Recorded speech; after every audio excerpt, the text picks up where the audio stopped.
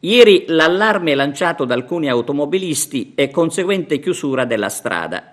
Oggi il comunicato dell'ex provincia regionale che il ponte che sovrasta la 640 verrà messo in sicurezza. Si tratta del ponte che attraverso la provinciale 80 conduce in via Papa Luciani e a Favara.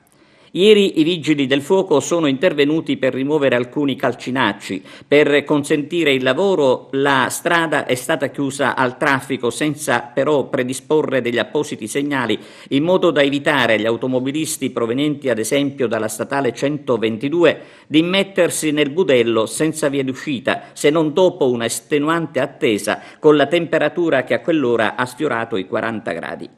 Sarebbe stata sufficiente la presenza di una pattuglia delle forze dell'ordine per segnalare in tempo agli ignari automobilisti la chiusura dell'arteria che per fortuna, bisogna aggiungere, è stata riaperta. Il libero consorzio di Agrigento dovrebbe collocare in tempi brevi una rete di protezione. Il libero consorzio rassicura smentendo l'allarmismo sulla pericolosità del ponte.